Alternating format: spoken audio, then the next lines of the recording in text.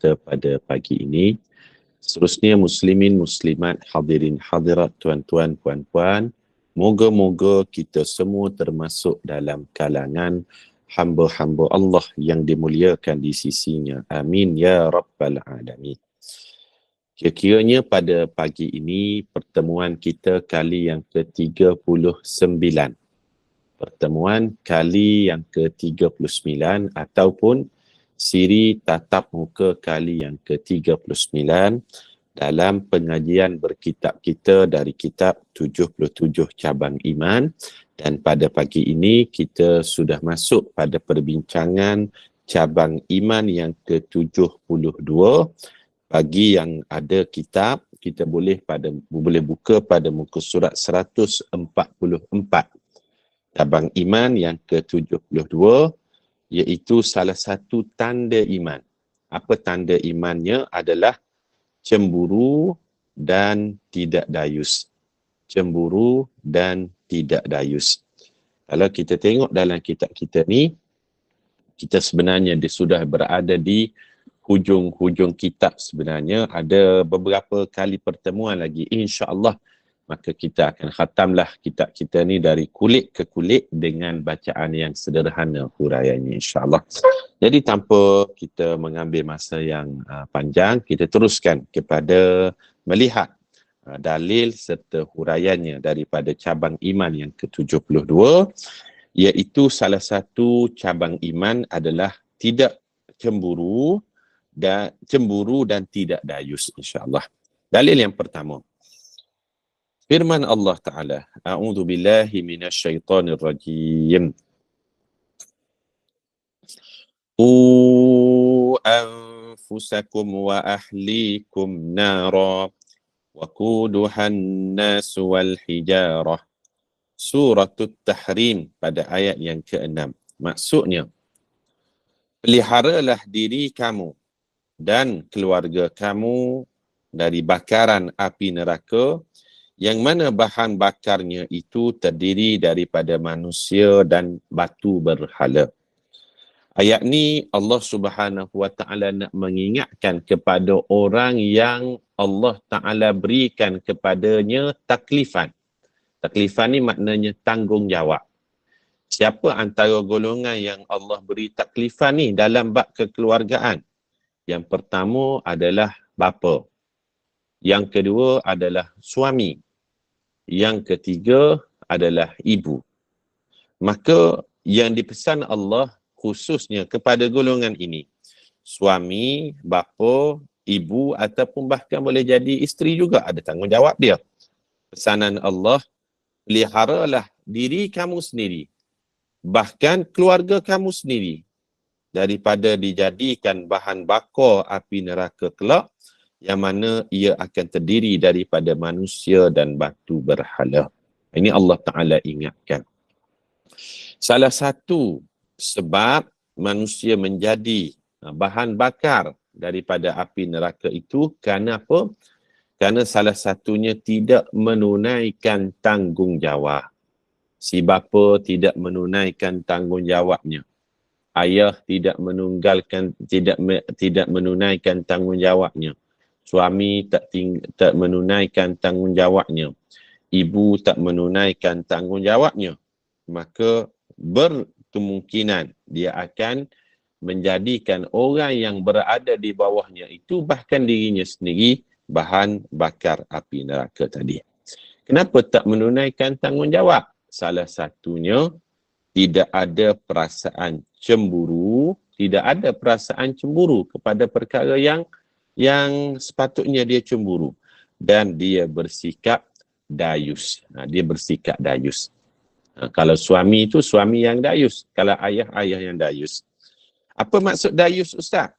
Rasulullah sebut, Rasulullah marah. Kata Nabi SAW, la yadkhulul jannata dayus. Sesungguhnya orang-orang yang dayus ini, dia tidak akan masuk syurga dalam kelompok yang awal. Maknanya dia masuk syurga juga, tapi masuk syurga dalam kelompok yang lambat. Maknanya kerana sikap dayusnya itulah menjadikan dia tidak dapat masuk syurga dalam kelompok yang awal. Jadi bila ditanya kepada Rasulullah sallallahu alaihi wasallam, apakah yang dimaksudkan dengan dayus? Ini baik untuk kita tahu apa makna dayus. Kita biasa dengar kan, suami dayus, bapa yang dayus. Apa yang dimaksudkan dengan dayus? Yang pertama, maksud dayus itu alladzi la yugharu ala maharimihi. Orang yang tidak ada sifat cemburu kepada orang yang berada di bawah tanggungjawab dia. Tak ada sifat cemburu. Orang yang berada di bawah tanggungjawab dia. Anaknya dibawa keluar oleh lelaki yang bukan mahram. Boleh dia cakap, biarlah anak-anak zaman sekarang. Tak boleh. Isterinya terlampau lebih bergaul dengan kawan lelaki contohnya. Tanpa apa-apa asbab ataupun urusan. Dia kata biarlah. Tu mungkin ada urusan kerja kot dia keluar berdua-duaan. Contoh. Ini disebut alladzi la yugharu ala maharimihi. Yang tidak ada sifat cemburu kepada orang yang berada di bawah tanggungjawab dia. Ini orang yang dayus. Itu yang pertama maksud dayus. Yang kedua makna dayus, alladzi yuqirru su' ala ahlihi. Dayus maksud yang kedua iaitu orang yang membenarkan perbuatan buruk dilakukan oleh ahli keluarga dia. Ahli keluarga dia, anak-anak dia buat benda dosa, buat benda tak baik. Tapi si ayah ataupun si suami ni biar je lah, tak tegur, tak bagi nasihat, tidak melarang. Itu juga bermaksud ayah ataupun suami yang dayus. Maknanya di sini bukanlah maksud dayus hanyalah si ayah melarang anak perempuannya sahaja, tidak. Tetapi ia merangkumi si ayah melarang juga anak-anak lelaki dia sekiranya mengetahui anak lelaki dia itu buat perkara-perkara yang tak elok. Kalau dia biarkan anak dia, tak kira lah anak lelaki ataupun anak perempuan, biarkan buat perkara dosa maksiat dalam keadaan dia tahu, maka dia adalah ayah ataupun suami yang dayus. Jadi dua maksud dayus yang kita belajar pada pagi ni. Apa yang pertama tadi? Iaitu orang yang tidak ada rasa cemburu terhadap mereka yang berada di bawah tanggungjawab dia. Ini maksud yang pertama. Yang kedua, alladzi yuqirru su'u ala ahlihi. Orang yang membiarkan perbuatan buruk yang dilakukan oleh ahli keluarga dia. Dia tak tegur, tak larang. Ini juga adalah dayus. Tapi sekiranya dia sudah tegur dan sudah larang, maka terlepaslah tanggungjawab ke atas dirinya, yang mana anak dia tak nak ikut juga. Maka dah lepas dah tanggungjawab pada si ayah tadi. Ayat 145, seterusnya muka surat 145. Kita tengok dalil yang kedua. Allah Subhanahu wa taala berfirman, "Wa kullil mu'minati yaghdudna min absarihinna wa yahfazna furujahun." Surah An-Nur ayat yang ke-31 maksudnya, katakanlah kepada wanita-wanita yang beriman supaya menyekat pandangan mereka daripada yang diharamkan dan memelihara kehormatan mereka. Ini ayat yang kedua. Allah Subhanahu wa taala mengingatkan kepada, kalau dalam konteks ayat tersebut Rasulullah sallallahu alaihi wasallam lah. Tapi dalam konteks kita sekarang, ayat ini dia punya hikmah ataupun pelajarannya khusus kepada orang yang ada tanggungjawab. Si suami, si ayah, katakanlah kepada isteri-isterimu ataupun anak-anak perempuanmu, hendaklah mereka itu bukan setakat menjaga mata, menjaga aurat, tetapi menjaga kehormatan diri mereka. Ini dalil yang kedua. Cuma kita tengok sekarang ni, yang lelaki kadang-kadang tertutup elok, yang perempuan tu, Allahu Akbar, terbuka situ, terbuka sini, pakai seluar ketatnya sampai menjerit paha. Paha pula menjerit, tolong saya. Sebab apa? Pohon tu sudah nak bernafas pun tak boleh dah. Ketat sangat. Jadi Allah ingatkan tadi pada ayat tersebut. Ini dua dalil Al-Quran. Saya tidak huraikan dengan terlalu panjang. Kalau boleh kita nak tengok cabang iman yang satu lagi lepas ni insyaAllah. Hadis yang seterusnya Allah Subhanahu wa taala menyebut melalui lisan Nabi sallallahu alaihi wasallam. Hadis seterusnya. Hadis ini sahih riwayat Imam Bukhari. Masih dalam bab cemburu dan tidak dayus. Rasulullah sallallahu alaihi wasallam bersabda, "Innallaha yaghuru wa innal mu'mina yagharu wa ghairatullahi an ya'tiyal mu'minu ma harramallahu alaihi." Sesungguhnya Allah ada sikap cemburu dia. Allah ni dia ada cemburu dia. Dan begitu juga orang beriman perlu ada sifat cemburu dia. Sebab bagi orang beriman, sifat cemburu tu salah satu daripada tanda iman. Namun, kecemburuan Allah apabila seorang mukmin melakukan sesuatu yang diharamkan Allah ke atasnya.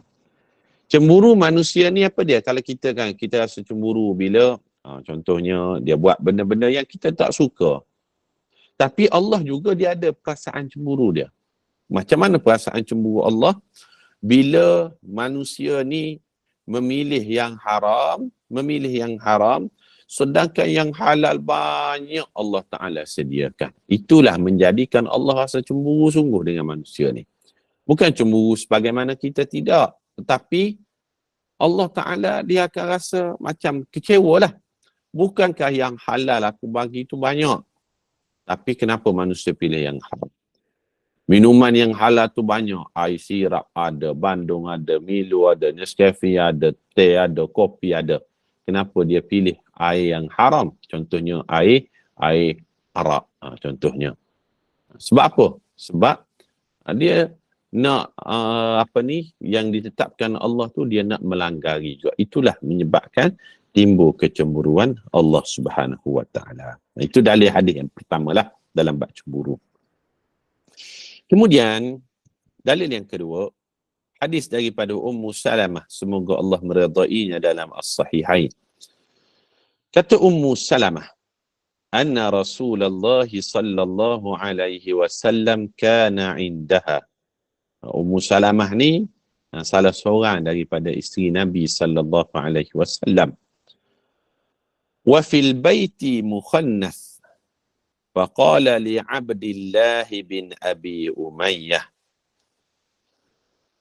أخي أم سلمة يا عبد الله إن فتح الله لكم الطائف غدا فإني أدلك على بنتي غيلان فإنها تقبل ب4 وتدبر ب8 فقال رسول الله صلى الله عليه وسلم la yadkhulu haula'i alaikum. Hadis ni menarik ni. Hadis ni sahih dalam Bukhari Muslim. Isteri Nabi sallallahu alaihi wasallam namanya Ummu Salamah cerita. Apa yang dia ceritakan? Dia kata satu hari Rasulullah sallallahu alaihi wasallam berada bersama denganku. Dia ada dengan aku. Dan ketika itu, seorang mukhannas turut berada di dalam rumah. Ketika Rasulullah ada dengan aku ni, di satu tempat, ketika tu ada seorang mukhannas juga ada. Mukhannas ni, apa dia Ustaz?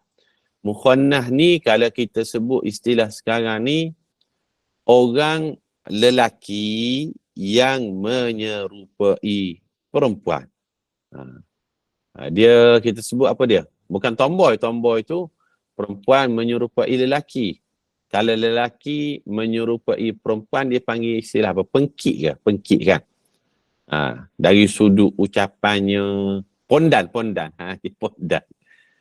Ucapannya dari sudut perbuatannya ada lemah gemalainya. Macam tu maksud dia. Maka bila ada mukhannas lelaki yang menyerupai perempuan ni, kemudian Mukhannas itu berkata kepada Abdullah bin Abu Umayyah, saudara kepada Ummu Salamah. Si Pondan ni dia sebut kepada saudara lelaki kepada isteri Nabi. Dia kata apa? Wahai Abdullah, jika Allah membuka Taif bagi kamu, aku akan tunjukkan anak perempuan Ghailan kepada kamu. Dia kata kalau kamu ni boleh datang ke Taif, kamu akan tengok anak perempuan yang sama macam laki pula. Dia macam tu pula. Tadi laki sama menyerupai perempuan. Nanti aku tunjuk pada kamu perempuan sama macam laki. Sesungguhnya dia menghadap ke hadapan sambil kelihatan 4 lipatan lemak di badan. Dan menghadap belakang sambil kelihatan 8 lipatan lemak kiasan kepada tubuh badan yang gemuk. Lelaki yang menyerupai perempuan tadi, tubuh dia besar. Nampaklah lipatan-lipatan lemak dia. Maka Rasulullah sebut, apa Rasulullah katakan? Jangan ada golongan sebegini duduk bersama kamu laki. Rasulullah rasa tak selesa. Jangan orang macam ni jangan kamu bergaul dengan dia. Kalau kamu nak bergaul dengan tujuan nak dakwah dia, okey. Tapi kalau kamu bergaul nak mengiktiraf dia, kamu bergaul untuk kamu mengatakan, perbuatan kamu ni, lelaki menyerupai perempuan ni betul, maka Rasulullah kata, kamu stop, jangan lagi kamu berada dengan dia. Sebab apa? Rasulullah rasa cemburu, Rasulullah rasa tidak selesa, tidak meredai perbuatan tersebut, yang mana lelaki menyerupai perempuan. Cuma sekarang ni adalah orang memperjuangkan hak-hak dan sebagainya kan. Kita kena mengiktiraf golongan sebegini, golongan tomboy, golongan pengkit, golongan pondan, golongan LGBT dan sebagainya. Ada kelompok-kelompok tertentu yang sedang memperjuangkan hak-hak dia. Jadi Rasulullah sudah menunjukkan, jangan pada zaman dulu lagi, jangan kamu iktiraf dia dan jangan kamu duduk bersama dengan mereka ini. Melainkan tujuannya untuk dakwah. Kamu tarik dia kembali kepada fitrah fizikal yang asal. Itu boleh. Maknanya ada kecemburuan dalam diri Rasulullah sallallahu alaihi wasallam. Kemudian hadis yang ketiga pada cabang iman yang ke-72 ni, kemudian Rasulullah sallallahu alaihi wasallam bersabda di dalam hadis riwayat Abu Sa'id Al-Khudri. Kata baginda, al-ghairatu minal iman. Muka surat 146. Wa annal midha'a minan nifaq. Maksudnya, cemburu itu daripada iman dan dayus itu sebenarnya adalah sifat orang yang munafik. Sifat orang munafik. Ada perasaan cemburu, maknanya iman kita masih sihat. Tapi kalaulah kita sebut, biarlah orang sekarang, biarlah perempuan sekarang, biarlah anak muda sekarang, biarlah dia nak buat apa pun, ini dah hilang perasaan cemburu dia, maka sebenarnya iman dia tidak sempurna tadi. Sebab Rasulullah sallallahu alaihi wasallam sebut, al-ghairatu minal iman. Sifat kecemburuan itu sebenarnya tanda iman yang baik. Itu cabang iman yang ke-72. Selesai dah. Kita ambil satu lagi cabang iman pada pagi ni. Kita 2 cabang iman sebab kita nak segera, kalau boleh kita nak khatam ni. Ada anda jangkakan dalam 2 pertemuan lagi lah kot. 2 pertemuan lagi ataupun 2 kali kelas lagi. InsyaAllah kita boleh khatam kita ni. Paling maksimum pun 3 ataupun 2 lah. Tengok pada huraian nanti. Cabang iman yang ke-73. Cabang iman yang ke-73. Salah satu daripada tanda iman menghindari perkara yang sia-sia. Kita tulis sikit. Perkara yang sia-sia ni, apa yang dimaksudkannya? Perkara yang tidak menambahkan iman kita. Perkara yang tak menambahkan iman kita. Ataupun perkara yang tidak menambahkan nilai ibadah kita. Itu perkara sia-sia. Ataupun perkara yang tidak menambahkan ilmu kita. 3 maksudnya.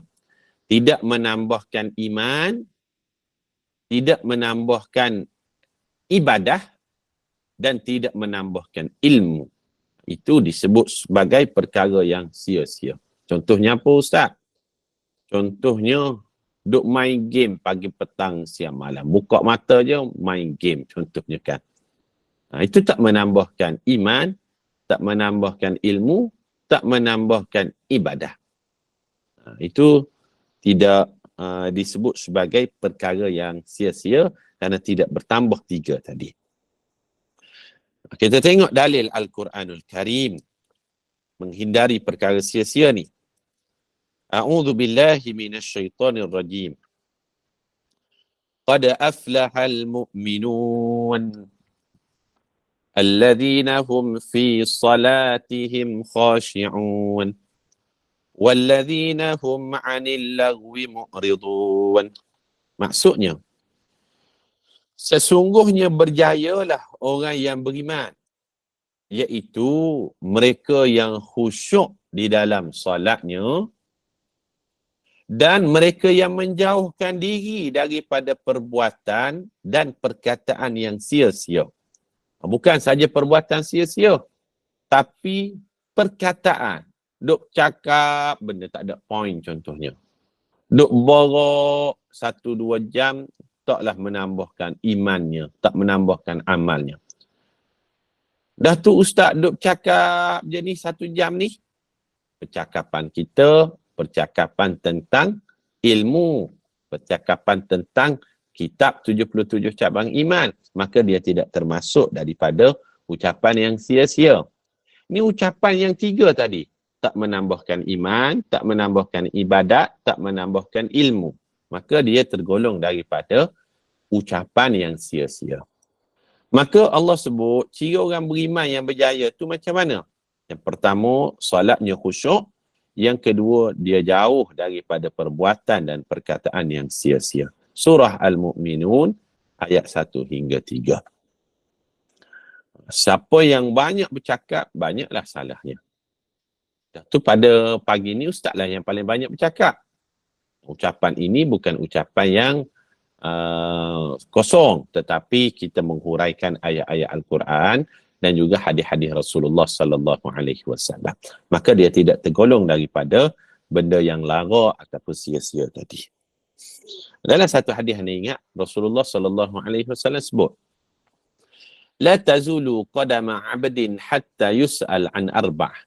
Tidak akan berganjak tapak kaki manusia di padang mahsyar sehingga ditanya 4 perkara. Apa dia 4 perkara tu? Salah satunya anu umurihi fima afnah. Tentang umur kita ni, sebenarnya umur kita ni sudah habis digunakan ke mana? Adakah umur kita habis digunakan pada perkara sia-sia? Maka sebenarnya orang itu orang yang rugi. Sebab kita diajar setiap hari mestilah menjadi orang yang lebih baik daripada kemarin. Man kana yaumuhu misla amsihi fahuwa rabih.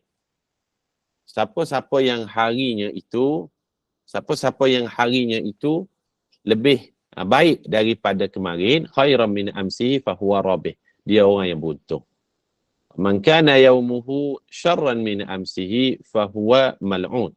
Siapa-siapa yang harinya lebih teruk daripada kemarin, dia orang yang terlaknat. Wa man kana yaumuhu misla amsihi fahuwa maghbubun. Siapa-siapa yang harinya itu sama je macam hari kemarin, maka dia orang yang tertipu dengan kehidupan dunia je. Sama je, tak ada perubahan. Tak bertambah iman, tak bertambah ilmu, tak bertambah amal, maka dia sedang tertipu dengan kehidupan dunia dia. Itu dalil yang pertama. Ciri orang beriman, kita garis bawahkan perkataan, dia tidak berada di dalam perbuatan dan perkataan yang sia-sia. Dalil yang kedua. Firman Allah Ta'ala, A'udzu billahi minasyaitonir rajim.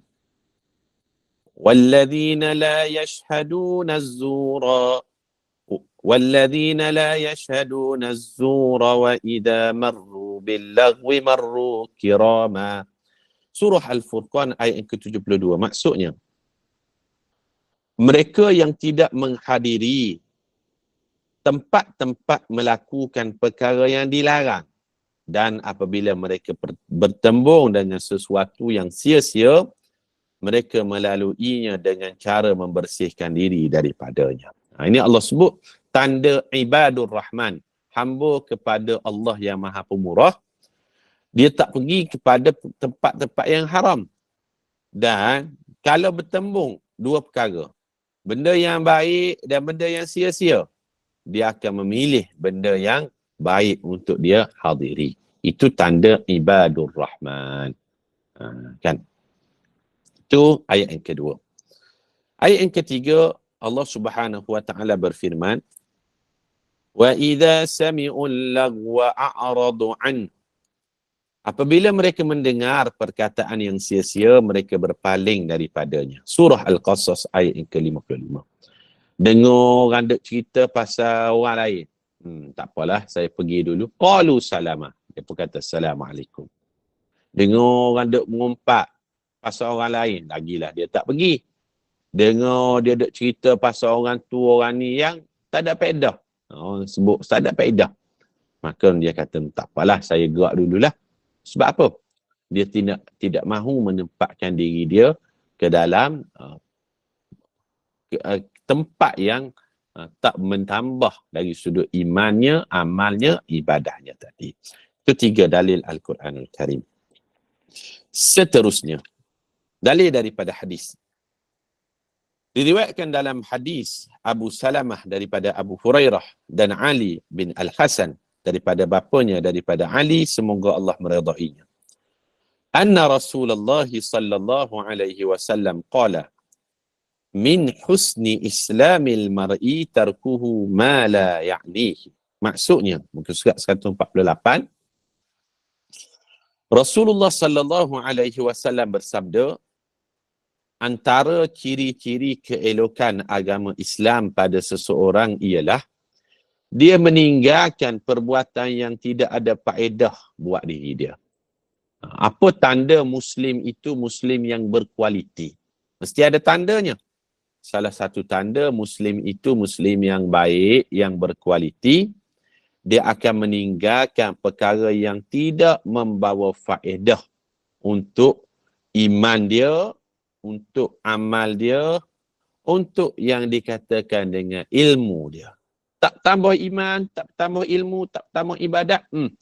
Tak naklah saya ambil pok perkara tersebut. Ini cabang iman yang ke-73. Last sekali ada satu syair ungkapan hikmah. Kita tengok last sekali. Apa bunyi syair itu? Kita baca yang bahasa Arab dia. Man habballah asha. Wa man mala ila ghairih tasha. Wal ahmaku yagdu wa yaruhu fi lashi. Wal aqilu an khawatiri nafsihi fattash. Maksudnya, sesiapa yang cinta kerana Allah, dia akan hidup. Sesiapa yang cenderung kepada selain Allah, dia akan terpesong. Orang yang bodoh akan keluar dan kembali dalam kebinasaan. Manakala orang yang berakal sentiasa meneliti lintasan dalam diri dia. Ini muhasabah lah pada diri kita. Maknanya siapa yang memilih Allah, dia dahulukan cintanya kepada Allah, dia akan hidup hati dia. Siapa yang selain daripada Allah dia pilih, maka dia akan makin menjauh hati dia. Manakala orang yang bodoh, yang keluar daripada cinta dia kepada Allah, dia akan menempah jalan kebinasaan. Manakala orang yang berakal, apa yang terlintas di fikirannya, benda-benda yang baik, maka dia akan turuti, maka dialah orang yang akan terus hidup Allah dalam jiwanya tadi. Itu syair bahasa Arab lah. Kita berhenti dulu cabang iman yang ke-73 pada pagi ini. InsyaAllah kesempatan akan datang, kita akan masuk pada cabang iman yang ke-74. Maknanya di sini ada 4 lagi cabang iman yang kita akan baca. InsyaAllah lah, maksimum pun 3 pertemuan dan saya cuba buatlah, kalau boleh habiskan dalam 2 pertemuan pun kita cuba insya-Allah. Wallahu alam, saya serahkan kepada Puan Inun, moderator pada pagi. Silakan. Terima kasih Ustaz. Kita boleh buka soalan ke Ustaz kalau ada nak bertanya? Boleh insya-Allah. Okey, Ustaz dah buka soalan tu. Okey, bagi yang nak bertanya silakan.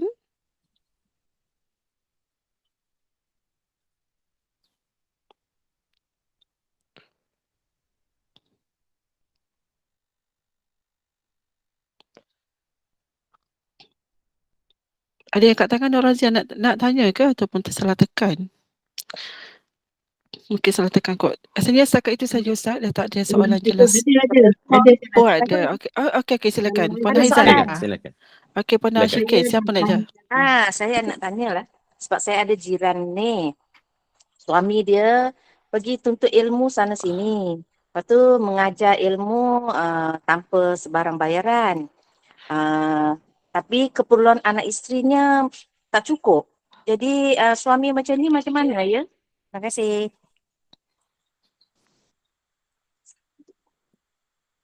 Terima kasih kepada puan yang bertanya.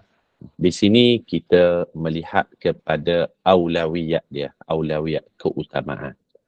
Bila kita menjadi seorang suami, pastilah tanggungjawab kita yang mana yang Allah Ta'ala tuntut tadi. Ku anfusakum wa ahlikum.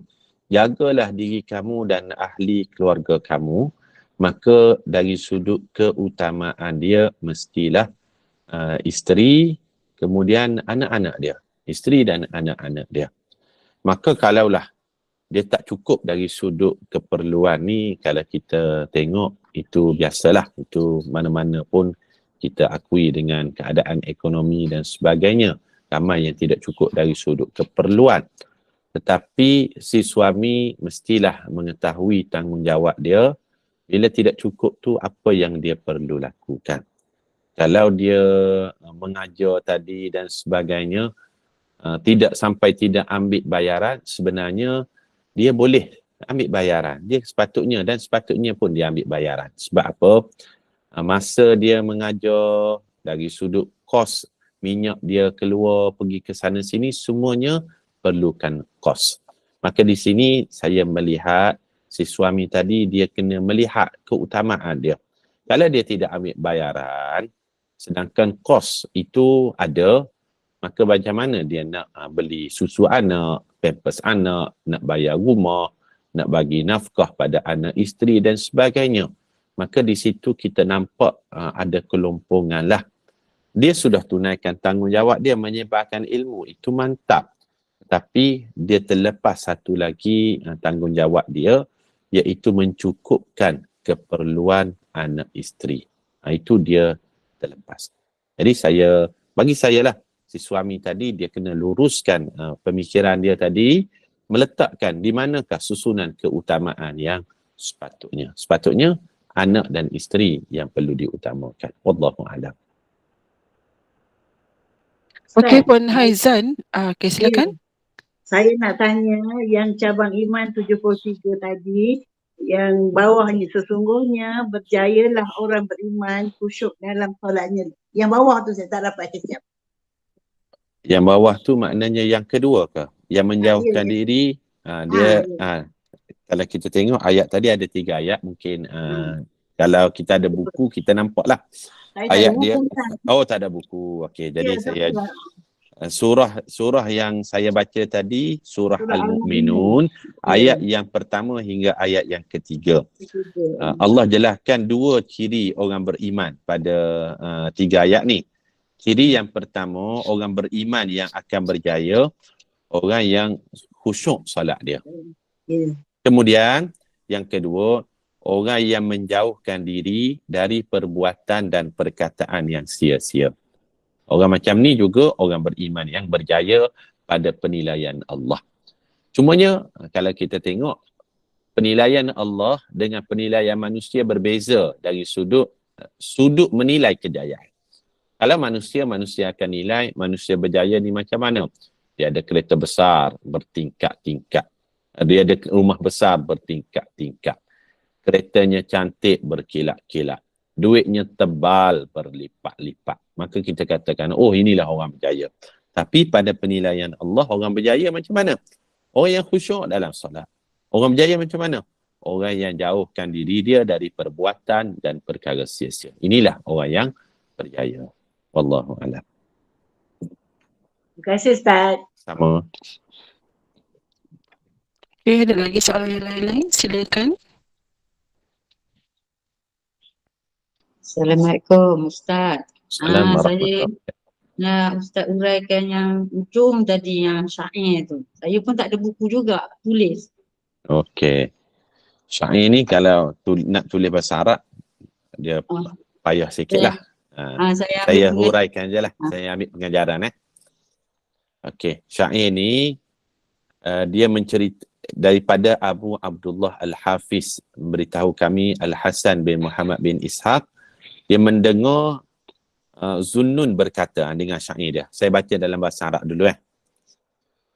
Man habballah asha.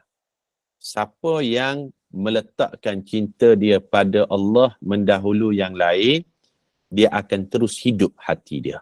Maknanya, segala urusan dunia ni, yang paling tinggi, dia letakkan keutamaan dia, perintah Allah.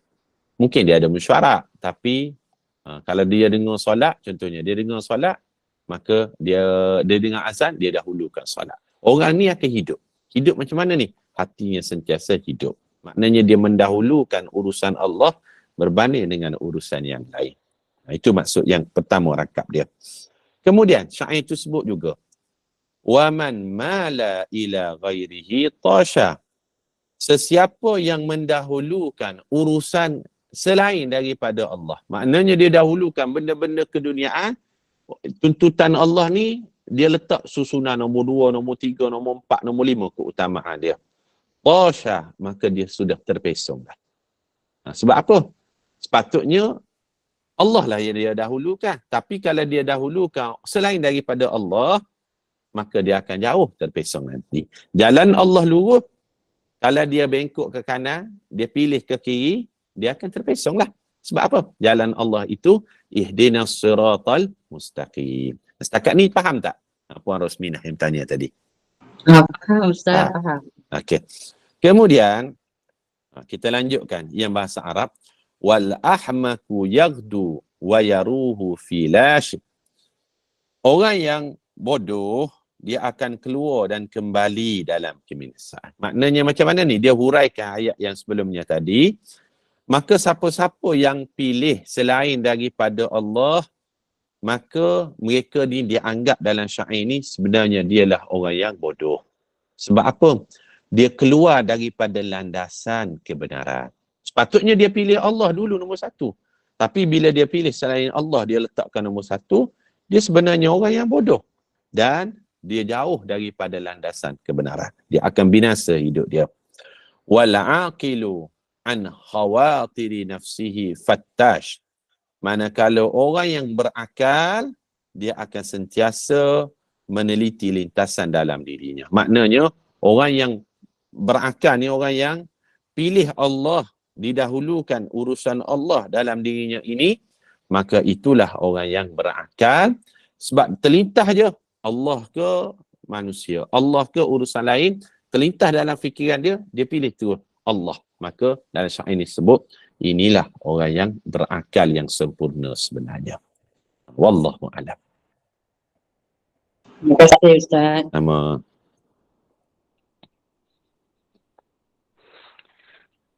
Okey, ada Jadi- lagi ke? Ustaz dah. Okey, baik. Kita Dah kat sini dulu, insyaAllah. Okey, setakat itu. Okay, alhamdulillah. Jazakallahu khairan al-fadil Ustaz Wan Halim atas perkongsian ilmu melalui kitab 77 cabang iman itu, iaitu yang ke-77, 72 dan 73, dan iaitu cemburu dan tidak dayus dan juga menjauhi perkara yang sia-sia. Dan semoga ianya memberi kefahaman dan manfaat dari perkongsian ilmu itu tadi. Dan terima kasih kepada jemaah sekalian. Dan teruskan ada lagi kuliah duha seterusnya pada pukul 7.35 nanti bersama dengan Al-Fadhil Ustaz Dr. Muhammad Faisal. Dan Ustaz, kita tutup dulu ya Ustaz ya, dengan tasbih kafarah dan surah Al-Asr. Silakan Ustaz. Bismillahirrahmanirrahim. Subhanakallahumma wa bihamdika nashhadu an la ilaha illa anta nastaghfiruka wa natubu ilaik. Bismillahirrahmanirrahim. Bismillahirrahmanirrahim. Wal 'asr innal insana lafi khusr illa alladhina amanu wa 'amilus solihat wa tawasaw bil haqqi wa tawasaw bis sabr. Terima kasih Ustaz Ainun dan para jemaah Sama-sama. sekalian. Bertemu di lain kesempatan. Assalamualaikum warahmatullahi wabarakatuh.